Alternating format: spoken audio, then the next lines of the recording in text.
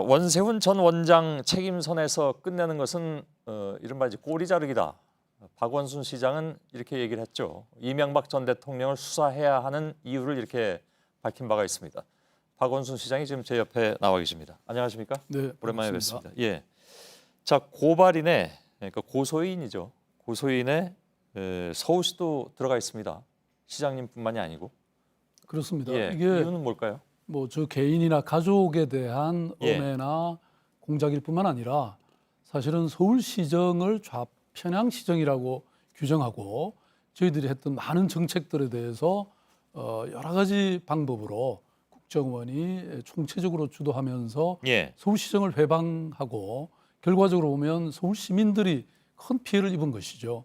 그러니까 서울시와 서울시 시민들이 결국은 이 고발해야 되는 그런 사안이고, 더군다나 이게 민주주의가 근간이 훼손된 사건이니까 예. 그것을 다시는 이런 일이 없도록 바로 세우는 것은 저는 뭐 제가 책임이 있다 이렇게 예. 저는 생각했습니다. 그 당시에 직접 이렇게 많이 좀 느끼신 게 있습니까?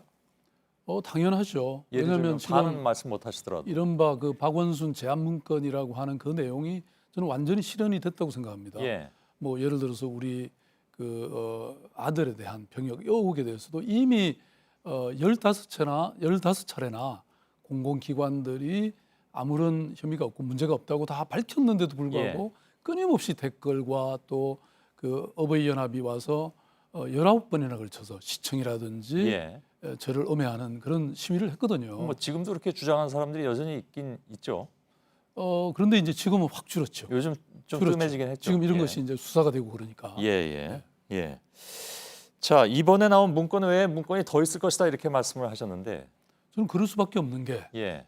이 문건, 박원순 제안문건이라고 하는 것이 온전히 실현됐기 때문에 그 과정에서 또 수많은 지시와 또 이런 보고가 있을 수밖에 없다. 예를 들면 뭐 중간 점검이라든가 그렇죠. 이런. 그리고 예. 또 이번에 그 박근혜 대통령이 청와대에서도 이 말하자면 뭐 많은 문건들이 나오지 않았습니까? 예. 뭐 이런 것들을 보면 사실은 본격적으로 수사를 하면 저는 이런 뭐 서류들은 무더기로 나올 것이다 이렇게 확신합니다. 예. 그 2009년에 국정원 사찰 의혹을 폭로하신 바가 있습니다.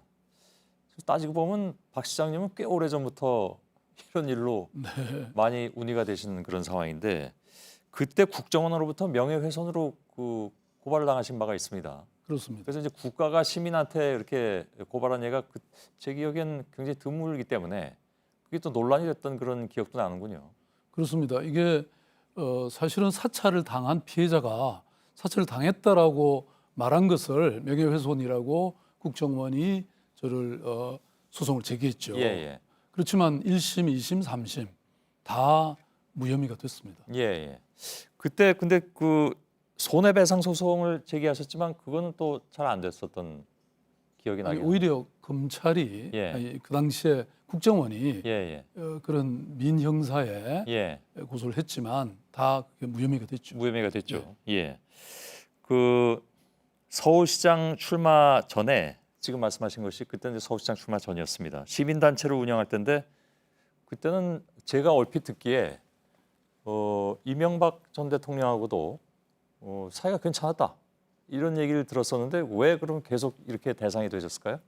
그러니까 아마도 제가 잠재적으로 정권을 유지하고 예. 또 새롭게 장악하는데 좀 뭐 장애가 되는 인물이다 이런 생각을 했던 것 같고 예. 특히 제가 시장이 되면서 보궐선거에서 압도적으로 이겼기 때문에 예. 현실적으로 그 당시에 전국이 굉장히 야당 쪽으로 이 분위기가 옮아져가 있었죠. 아마 예. 그런 것 때문에 또 그리고 제가 폈던 사실은 여러 정책들이 시민들에게 크게 환영을 받고 있었거든요. 예. 그러니까 이걸 그대로 두면 안 되겠다고 판단했다고 저는 믿습니다. 예.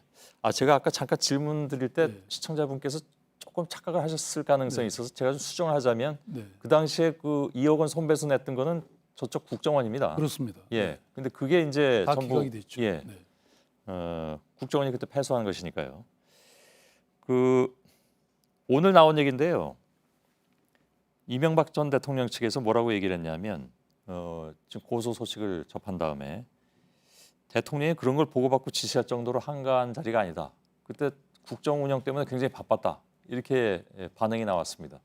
뭐라고 반론하시겠습니까? 저는 그야말로 이 정치 보복이라고 주장하는데 예, 제가 아는 정치 보복은 이명박 전 대통령이 노무현 전 대통령에 대해서 가했던 그것이 진짜 정치 보복이다. 예, 이렇게 생각합니다.